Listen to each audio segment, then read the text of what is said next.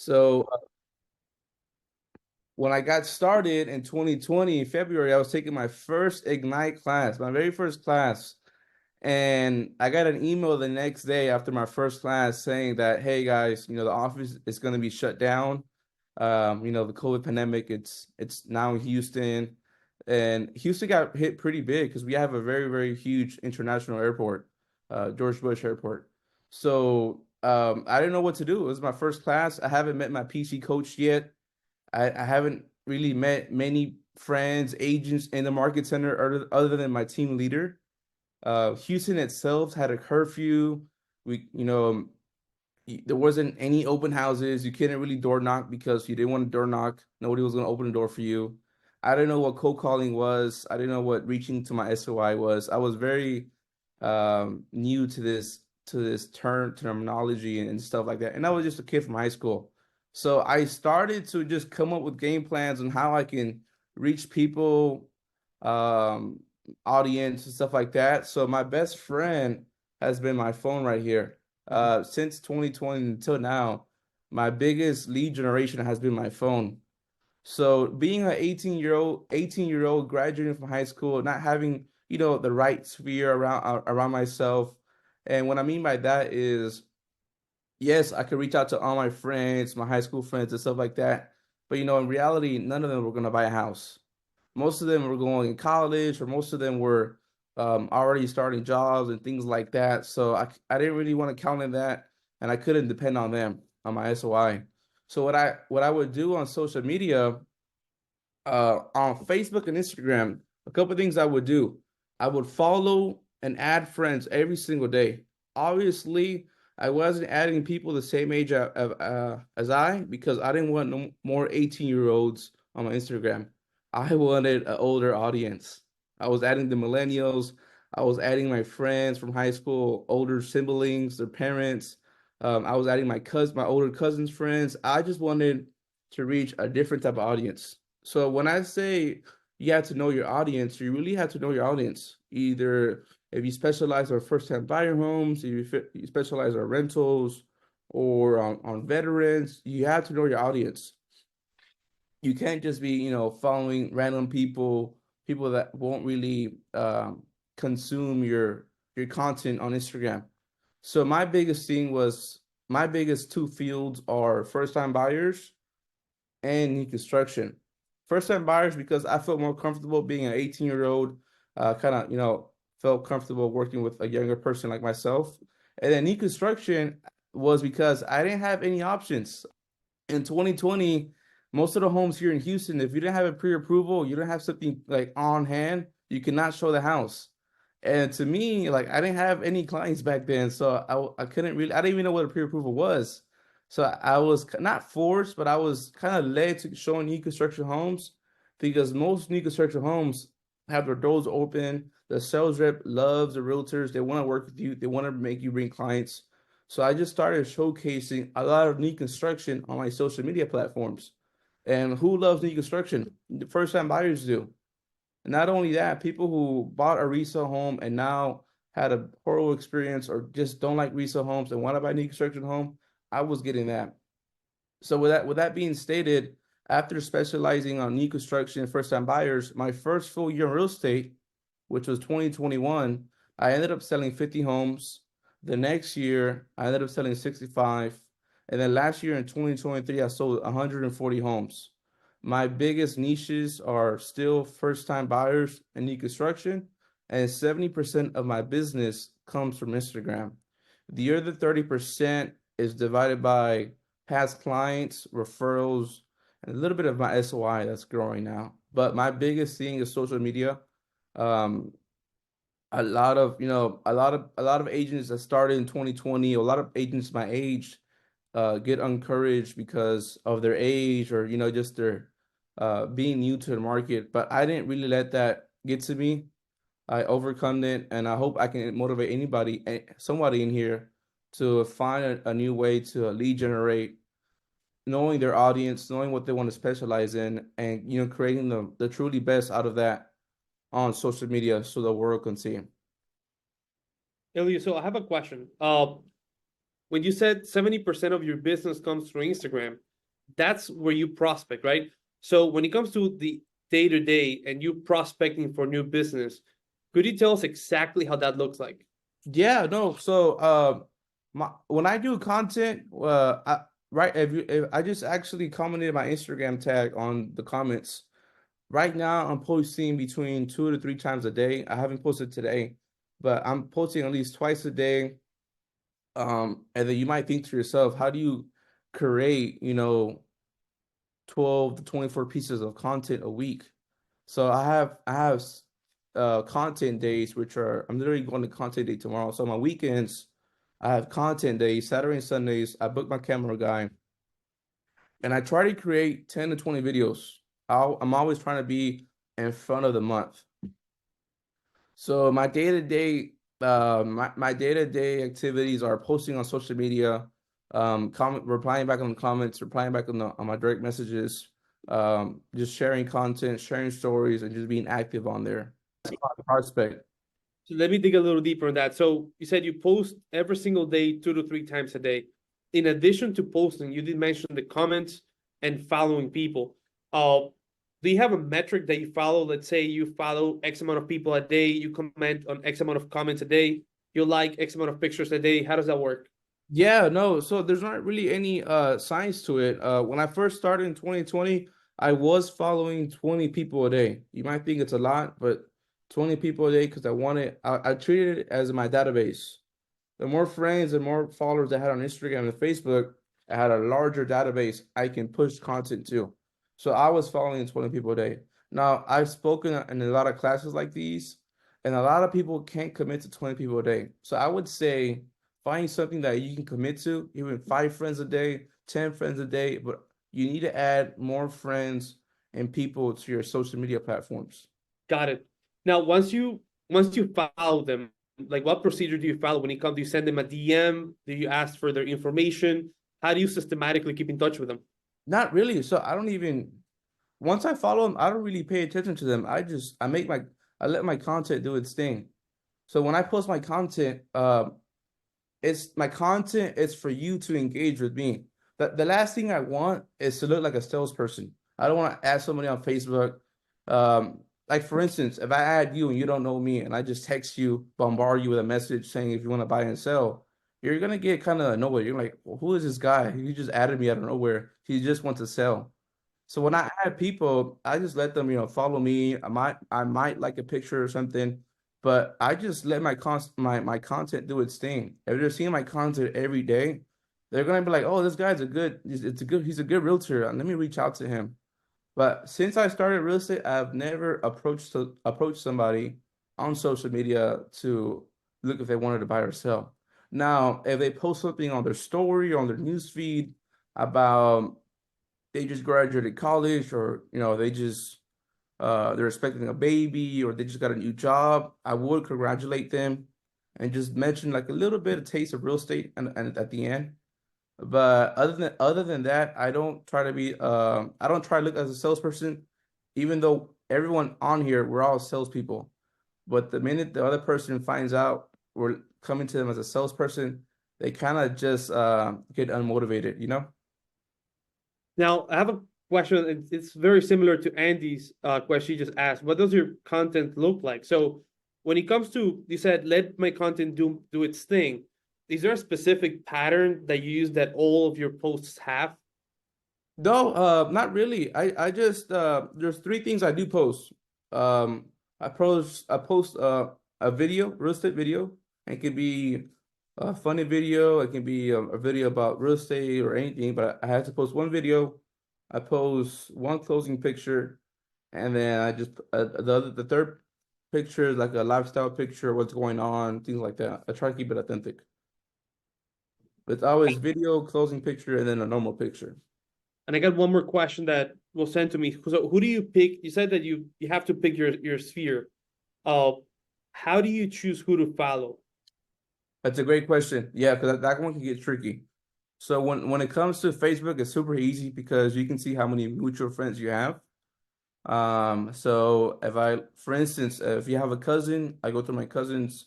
I don't go through my cousin's friends. I go through my cousin's latest, newest post he just did. And I go through the likes and I go through the comments and I choose who just liked it and comment and I go through that. The reason I'm saying that is because not only do you want mutual friends, but you want mutual friends that are actively liking and commenting on other people's stuff. Because then that increases the chances of them doing the same thing to you once they know your content.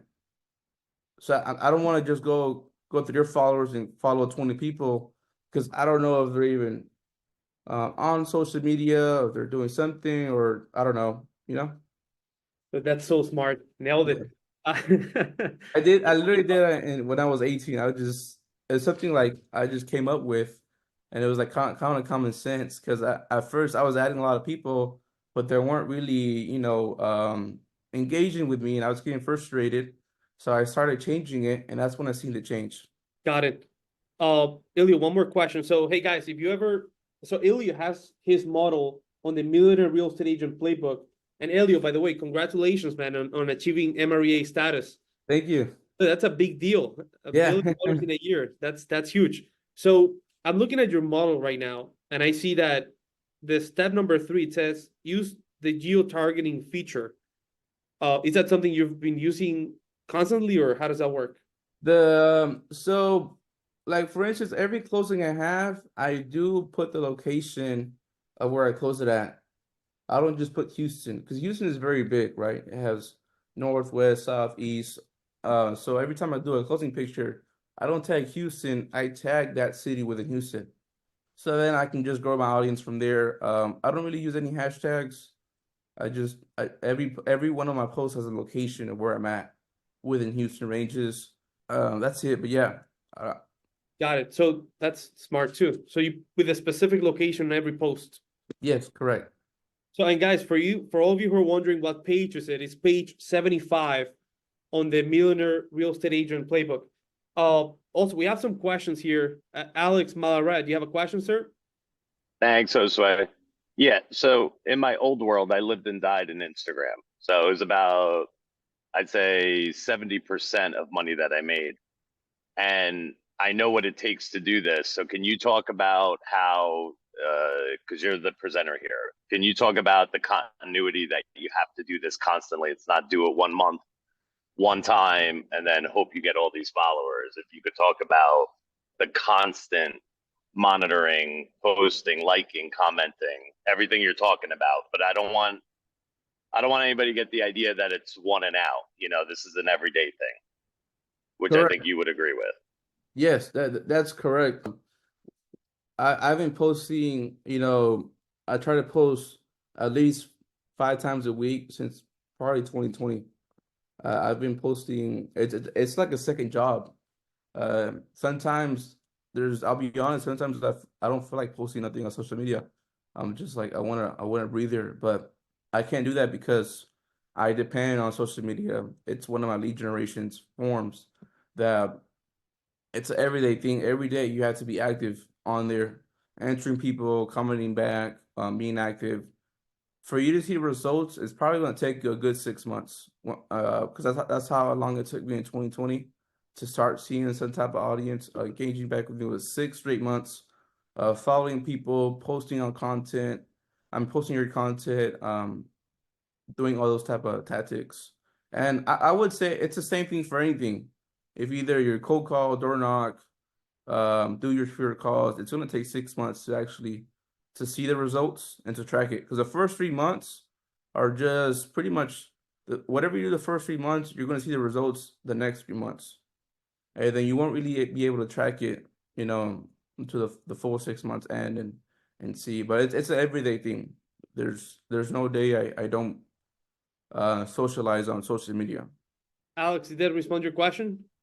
All right, I do have more questions in the chat, Ellie. We have, what person do you use to add and make your videos with all of those props? In addition to that, I'm going to ask you, how does your team look like currently to be able to service 141 buyers a year? Can you repeat that question again? Sorry. Yeah, there's one question in the chat. It said, what person do you use to add and make your videos with all of those props? And the follow-up question to that is, how does your team look like currently? Who do you have on your team to be able to service over 100 units a year? Okay, so for the video part, I do have a camera guy. We meet like every other weekend, and we try to do 10 or 20 videos on the weekends. I pay him a set figure per month per videos, and then he just pretty much does the editing, the graphics, the captions, and I just post it. I come up with my own caption, I put my own song I want, and I post it. So when I get the video, it's pretty much already done. I don't have to worry about that, which is the best way. Even though it is expensive, you don't have time as a realtor to be editing your videos. It's not worth your time or your money. Now, to answer the second question about my team, yes. So my day to day, I lock myself in the office. This is my home office, but I have an office downtown Houston. Um, and I'm there every day. I don't show houses. I meet most of my clients at closing. I have a team.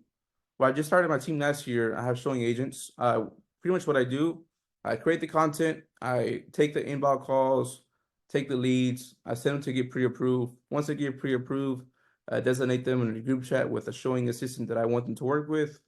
And then we're communicating. I'm still communicating with them every single day. I just don't see my clients because I don't show houses, and they understand that. My showing agent shows the houses. Once they go on a contract, my TC takes over, and then I see my client at closing to celebrate. So that's pretty much how I operate. It sounds like you're extremely leveraged too when it comes to your time. I mean, you're the rainmaker in reality. You're receiving, Yeah. make the content, receive, and correct me if I'm wrong. Here's what I understood. You make the content, you receive the lead, you pre-qualify it yourself with the pre-qualifying questions, then you send it to get pre-approved. They come back to you with a pre-approval. You set the standard that they'll be working with a showing agent. They go work with a showing agent, put a house under contract, TC takes over, and then you close. Yeah, the only thing I haven't leveraged is me taking the calls, but I tried doing it once. I had two people taking the calls and texting, but they want to hear from me. Like they see all the videos themselves, so they want to hear from me. Obviously, once right now, last year I closed 140. I could probably do it to 200-300 homes, but once I start, because I do see myself hitting more homes per year. Once I start hitting, I think anything over 400 or 500. I'm gonna have to leverage that off because I wouldn't want to be taking the calls anymore. I want to just be overviewing the business and creating other stuff. Got But it. for now, I'm gonna just leave it like that. That makes sense. Now, to follow up on this, we have questions in the chat. How do you pay the showing agents? Is it a percentage or a flat fee? It's a percentage. It's a percentage. They only get paid at closing. So if they don't close or they fall out, I don't get paid. They don't get paid. Got it. What's the percentage you pay the showing agent? So at first, I had them on a 6-month trial because I have dozens of realtors wanting to work with me. So at first, it was just a flat 15% at closing. I noticed that these agents not only provided value to me, but they would work referrals out of the clients. Honestly, 15% isn't much to live off of, even though they were closing 5 to 6 deals a month. It still wasn't enough. So I did went up in percentage wise. Right now, I kind of treat them more this year. I probably treat them more as buyer agents, where it's 60-40, 60 my way, 40 their way. And if they bring something, it's 50-50. And I mean, it's a bit higher, right? I'm not getting the whole 100%, but I don't have to worry about communications, showings, they schedule that. I just go at closing, take the picture of the clients, congratulate them, meet them, and yeah, that's it. Got it. Makes sense. We have more questions in the chat. We have, do you post anything personal or just real estate content? Yeah, I try to be as personal as I can on social media. People want to see you be authentic.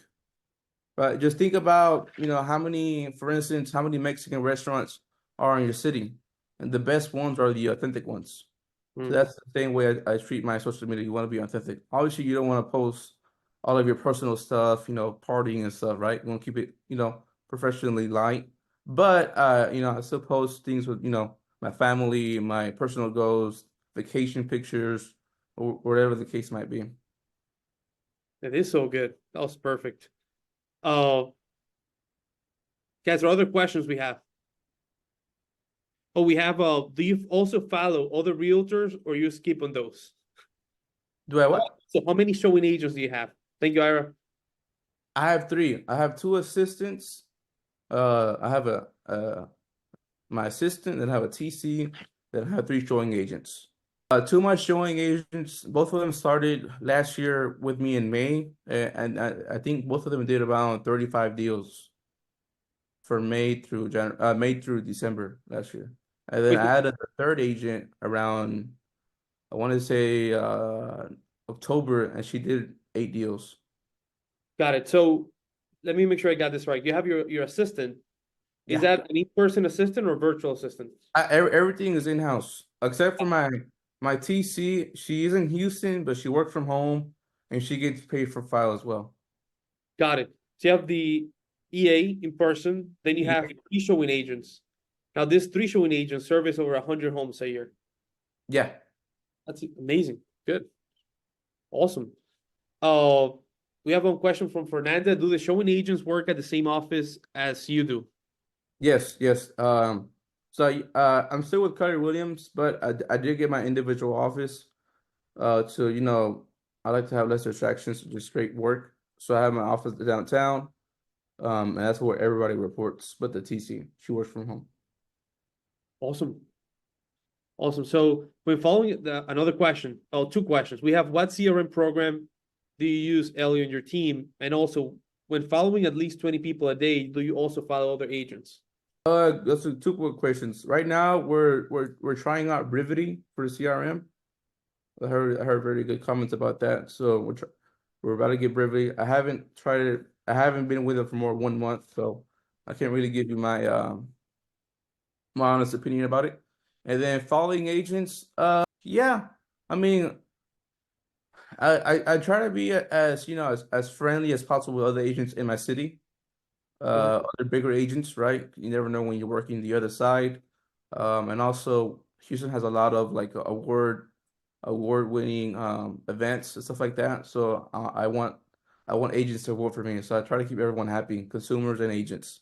So here and there, I follow a couple of agents that are killing it in the real estate game in my city or anywhere in the United States.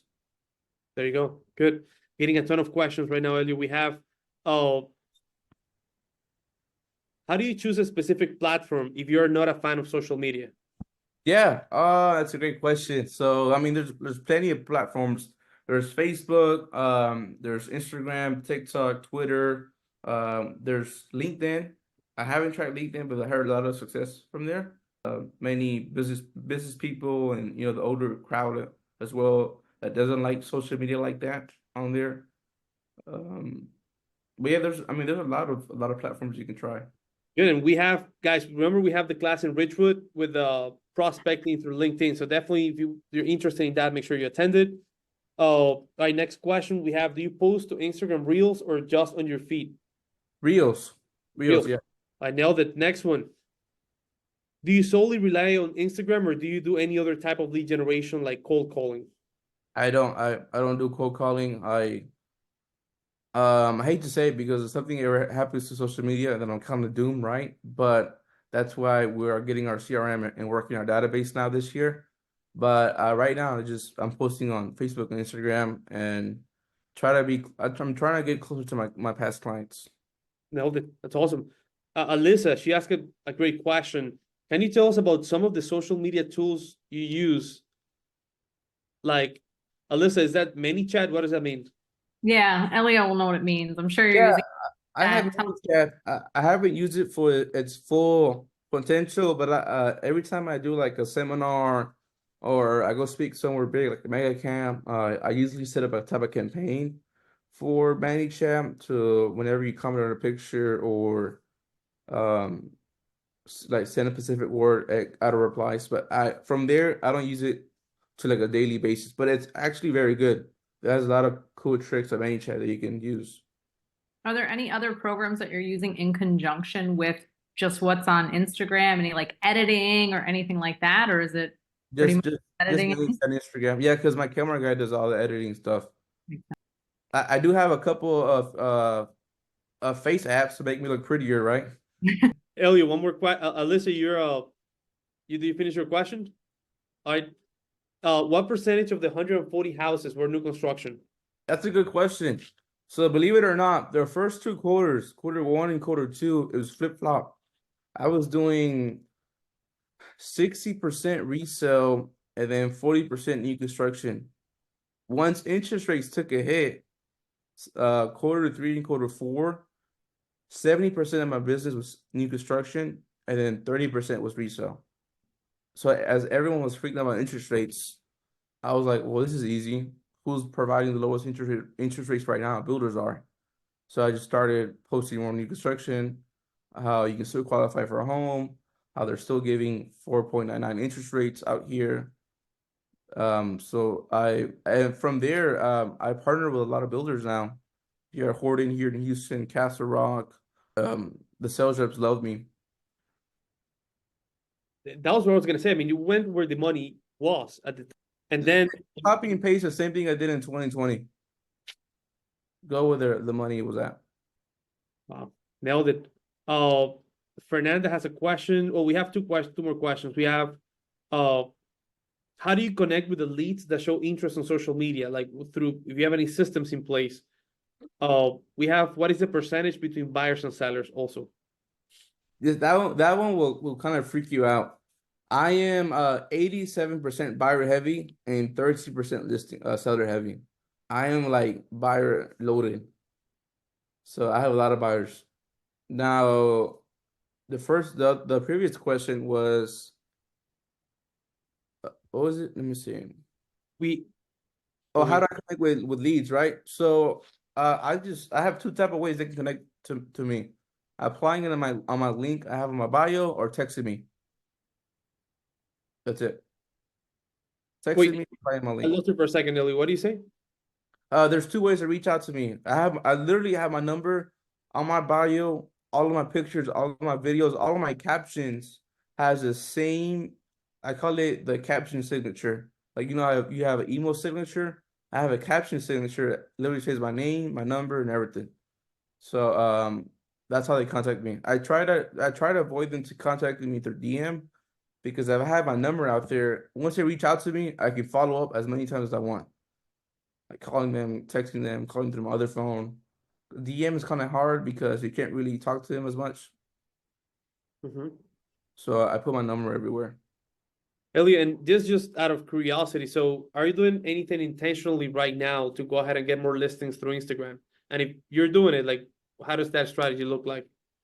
I do listing videos, right? I do listing videos of the properties I just listed. That sometimes brings me listing leads. But if you want listings, then post nicer homes that make people want to sell their home to buy that home. So that's how I generate listing leads, and it works. A lot of my clients have to list to buy. So you can post the first time buyer home, the regular 3.2, and then you can post a very a 3,000 square feet home, a bigger home for those people that are looking to buy their next home. Nailed it. That's awesome. Last question I have in the chat is, do you host events in your area? And if so, what ones do you do? Events, I do like one event a quarter. It's not for clients. It's more like this. There's a couple of times where other agents or other investors that have like meetings and they want me to speak. So I usually speak at an event or two a quarter in my area. Personal events for clients, I haven't really know that yet. I am trying. I know a couple of builders, including DR Horton, they want us to do a couple of buyer seminars in their model homes. So we are going to start doing that because what is better than posting content and making people show up to the model home to learn about a buyer seminar? It's kind of easy. And then not only there, if they like the homes, they can apply right there and then. If they get pre-approved, then we get them under contract. So that's one of the new things I'm gonna actually start in February is buyer seminars and model homes. That's so smart. Like I just keep thinking, man, like your strategy is like so straight to the point. Yeah. It's so simple. We tend to overcomplicate everything. So if we were just to focus on one thing and do it at the level that you're doing, it's phenomenal. Yeah, I agree. Wow. Now, before we go ahead and wait, there's another question. Oscar asked, it seems like the 13% of sellers you help buy with you as well, correct? Most of them, yeah, majority of them do. Got it. How are the showing agents paid? You mentioned, Elio, that it was 50-50, right? No, it's 60-40. 60-40. If they bring a lead, then it's 50-50. But they get paid like any KW agent right through command. Got it. On CDA and stuff. Now, who keeps 60%? You keep I do. 60? Okay, good. And I'm going to be changing it this year. I'm going to make it 70-30. 70 for Yeah. you as a team, right? 30. Huh? 70 for you as a team? Yeah. 70 for me and 30 for them. Good. All right, closing thoughts. We have Alex. Do you have a question? Yeah, so I have like a virtual staffing company. I use them for my rentals. That's why I get so much done. They do all my back end. They're actually meeting with you guys right now. And I have them. We built out our own CRM and stuff like that. You might want to look into that because most of the CRMs are pretty bad. You can build your own custom CRM, and then you can have somebody run it. It's just much easier. So I wanted to know, why are you not using VAs to run like all your back end and just systematizing everything, and then basically using Looms to record what you do, and then using that as like a tool to teach them and kind of scale it up even bigger, right? Because essentially what you're doing, it can be done in any market. You could do this all around the country. You know what I mean? Kind of like you could be like Ryan Serhant, right? In that sense. Why are you not like thinking about doing something like that? I just never liked the fact about VAs. I guess I never tried one before. I'm very old school. Like my CRM before Rivety, till last year I was still using spreadsheets. Got it. I don't know why. Spreadsheets are good. I use spreadsheets also, but we take our spreadsheets and put them in the CRM. You know what I mean? Because you can hit everybody. Obviously, you know what you're doing, but I think it would be really advantageous for you to get VAs. Because I mean, personally, I have them with a lot of other real estate companies as well. And, like Ryan has 55. And that's why he's able to do like video editing in general, like everybody that's on here. You can hire a video editor. Even if you hired your own, you can get them probably the same quality that they're going to do. It takes about 4 to 5 hours to edit a video. That's why he was saying not to do it yourself, because it makes no sense, because you should always be front facing with clients. But yeah, it makes a huge difference. I'm going to be incorporating that in because I'm starting to do more sales and stuff as well. But it just like, for me, it's like, if you don't have the time, like what you're saying is very time dedicated, hiring a social media manager that video edits and focuses on your Facebook and your Instagram, a lot of that can be like automated. Like you said, you could shoot 30 videos in one day and then you're good for the whole month. Yeah. And then they have a system of putting, one post, one video up a day. And then everybody that they don't know if they're talking to you or not. Cause like when people from my VA company, when people talk to me, they think they're talking to me all the time. Oh man, what's up? I love your stuff. And then they write back, oh my God, I love your stuff. You know what I mean? But I have 12 of them now. So I have 12 people doing what I would be doing. So it just makes it much more efficient, is what I'm saying. I think it'd be great for you. I think you could. I need to look into it. Yeah.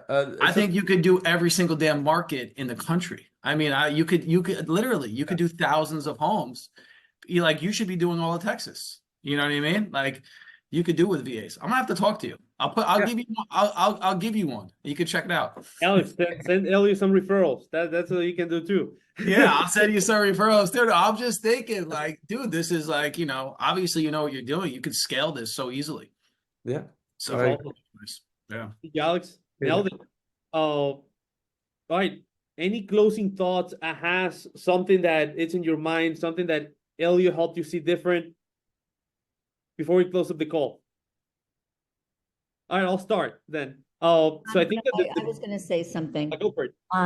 Yeah, I asked it in the chat and I got a phone call, so I don't know if you answered it. I apologize if you did. Now I just checked out your Instagram. It looks awesome. I can see why. I love all of the props you put in, all that kind of stuff. Does your photographer do that, or do you have another company that does that? My same camera guy does it. The same guy. Yeah. So has he been with you a really long time? And was he hard to find? And where'd you find him? I actually found him through another agent. I started off. He started as my camera guy for my listings. He would just take listing pictures. Then it all started with him asking me, "Hey, do you want a listing video?" And I'm like, "Yeah." And then I liked his work, and then he liked my money. So we just created a good business relationship. That like his first videos are not like the videos I'm posting today. He learned a lot, and obviously his pay increased a little bit. But yeah, I've only used that same camera guy since pretty much the beginning. So on the average, without having to tell us, I mean, you can share, what is cost per month? Per month, it depends. If I do 20 videos a month, I pay him. He went up. He went up $25, but I pay him 175 per video. I used to have it at 150 a video. So you are doing about 5 videos a week, 1 a day? Yeah. I pay him 3,500 a month if I do 20 videos. So consistently you're doing, that's with your personal, and you have the same page for personal and Yes. business. So, okay, Correct. so you're doing personal and business about 5 videos a week. Correct. Okay. All right, sounds good. That was All right. great. Great question, Paula. Thank you. Mhm. There's another question. How would you suggest for a new agent to start an Instagram real estate account without having homes to post? Yeah, there's a ton of homes you can post. I mean, I didn't have no listings when I started. If you're in a KW office and most of the agents are in culture, you can ask them to shoot their listings. If they're vacant, I wouldn't really mess with the ones that are occupied, right? But if they're vacant, I see no reason why they wouldn't let you shoot some content. And if they say no, then you can shoot content and new construction. You know, they're building plenty of homes, inventory homes. I even started when I started, the homes I posted were nearly finished. I just want to take some content. So there's even if you have no listings, no clients, like I did, there's still plenty of homes you can put on your Instagram. That's why you said you needed 3 comments, so I'll just throw in one. It's not a question, but Elio, thanks for this. This was amazing. Great job. Thank you. I just wanted to share that if I didn't feel old before I got on this, I definitely feel old now. When you talk about adding old people and they're millennials, and I barely made it to Gen X by the skin of my teeth. I'm almost a boomer. And when I hear that the old people are millennials, I'm going, man, I am old. But great job. Thank you so much. It's really an inspiring story. Thank you Enough so much. with the old, Al, enough with the old. I'm the same age and I'm still doing the social, so. there That's you go. right. You're as old as you feel. Exactly. Feel like Gen Z. All right, next comment. What was an aha moment? What was something that got your attention? Something that you're gonna take action on today to make sure you get more business like Elio? We don't put a plan together, it's not gonna work out. I can promise you that. I'd like to say something. Thank you so much for your time. And for me, like my aha was, you chose a niche, you focused on it, and you literally just pretty much put all your eggs in there. So, that's what I'm gonna do. From starting today, just that one niche and just go all in on that and become a That's it. millionaire like you. Yeah. Know And that if I may give a little advice, it's all happy. Like I looked at your Instagram site and it's all fun, happy, wonderful. And I think that sometimes we get carried away and we're putting negative political things on there and nobody wants to hear it, just like you don't want to hear celebrities talk about politics. I think that we should stay in our lane and give content, like you said, real estate content and fun things that you do in your life and stay away from negativity. I agree. It's you want to make it, you want to have fun with if you're not having fun with your lead generating, then you haven't found the right lead generation for yourself. that's Quick so question. I tried to raise my hand on here, but I couldn't figure it out because, like Al, I'm old, could not figure out the technology. Seriously need to up my Instagram game. A good start would be opening up an Instagram account. In the meantime, I've been heavily reliant upon Facebook. I know you mentioned Facebook earlier, Is Facebook kind of going the way of the butter churn in your opinion, or the rotary dial phone? Because I love the granularity you get from Facebook, and I've gotten some decent results from it. No, Facebook is fantastic. Most of my listings come from Facebook. The only reason I said I post on Facebook because anything I post on Instagram already automatically posts on Facebook. The same thing, vice versa. If you post on Facebook, it automatically goes on Instagram. So why not work both platforms? Great. Thank you. Nailed it. All right, anything else? Elliot, you know what? Why don't you do us a huge favor? Please type in the chat your phone number, and email so we can have your contact info. We can send you a ton of referrals. I'm gonna do my email and then All on his page, like you said, right? It's yeah, I all was gonna tell you, caption. I'm gonna just post my page and then you literally see my number there. There you go. Right, awesome. I texted Josue, but I don't know if he saw it. So there were so many questions coming in, and Josue was getting them as he could. I asked Elio before if he could stay on a couple minutes after. So if anyone else wants to unmute and ask a question, I do think we missed a couple, but there was a lot of really good questions.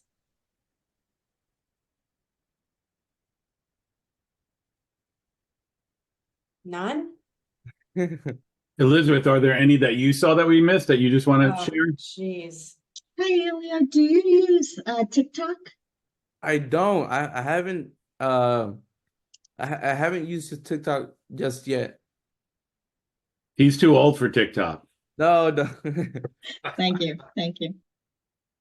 I have an additional question. When you first started and you started adding older people, right? So you can get some business from them, and you started doing the whole videos and things. How long until you actually hired one to record you and do the editing and take over that for you until you leverage that? It all depends on your capital, right? I would say probably a year. A year after I started seeing some sales, I started using for my commissions. I part away savings and I reinvested into my business. So I mean, it really depends. It's case by case on the person, on how much they can save, what their capital is looking like. But I was 18. I didn't start my career with a bag full of money. I did have my parents' support, but I didn't want to use it because I wanted to, show them that I could do it by myself. So it took me about a year and a half where then I started to get more money. I hope, let me just leverage this off and have a camera guy. Awesome. Thank you. I got an important question for you, and I want to congratulate you on your success. Thank you. Do you still live at home? I still live at home with my parents. Yeah, that's the best part. 22 and I live with them. Yeah. Congrats on everything. Thank you. There was one more question that I saw in the chat. Elio, can you please share? You said that you only meet your clients at closing. How do you build trust with them throughout the transaction? That's a great question. It probably came like 2 or 3 times where I had like incident like that, like, hey, we want to work with you. And I pretty much just tell them that you're working with my team. Anybody can show you a home. It's one of my business partners that are showing you homes. But when it comes to negotiating your contract for your new home, that's me, right? We have a lot of clients we work with. We're blessed. I can't show all of my clients a home, but when it comes to negotiating money for you, dealing with the contract, that's what I focus on. And then my clients hear from me day to day because I'm still in a group chats with the client, the showing agent, and myself. So I'm aware of all communication. So they call me, they ask me questions, and it's still like I'm there. They just haven't seen me.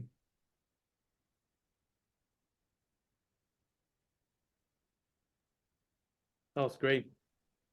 Al texted me. He's actually creating a TikTok account right now. So focused. Yeah. Elliot, thank you so much, guys. Any more questions before we close it up? I just had a question, if that's okay. When you are focusing on new construction and you have buyers approach you, what are some of the points that you're highlighting that they could benefit from working with you as opposed to going directly to a salesperson at like a Toll Brothers or DR4? Repeat that last part again. Sorry. So if you're working with buyers, can you hear me? Yeah. If the buyers, like, they approach you and ask you as to why they should work with you, being a realtor and not go directly to the salesperson at, the new construction homes, what are some of the reasons you highlight yourself as why they should work with you or your team? No, that's a great question. The sales rep is there provided by the builder. They work with a builder. Their best interest is the builder. They see you as a check, right? They just want to get you in the house, sell you the house. They're not going to disclose all incentives, how much discounts they can get. They just want to get paid. So when it comes to going to a new construction, You're 3. you want to get Okay. you want to get You can come in here if you want. sorry. You want to get represented by an agent that doesn't see you as a deposit check, right? Because these sales reps, they're not gonna be honest with you because they work for the builder. Their 100% interest is the builder. That's pretty much what I tell them. Thank you. Awesome. What other questions you guys have? Hey, Elio, one of our leaders was saying you have an amazing presentation that you held back from us today. Is that true? And would you come back another time and go through your presentation? I have some bad info. I used to have a presentation, but it didn't really work as well because it was just a slideshow, which I pretty much just talked about today. Okay. Those are pretty cool. pictures. Just wanted to make sure we weren't missing out on anything. We'd still love to have you back again. This was amazing. I didn't hold back today. And again, Alyssa was pointing out, if you want to have great people like Elio on again, the way you can pay him back. If you have any referrals for Houston, please send them his way and follow him on MySpace. Josue, you want to take us out? Sounds like it's a wrap. Guys, it was awesome to spend time with you today. Elio, thank you so much, brother. It was great to see you again. And we'll see you guys next week, same time. Okay. Thank you. Thanks, everybody. so much. It's great. Have a great weekend, everyone. All righty. Have a great weekend. Thank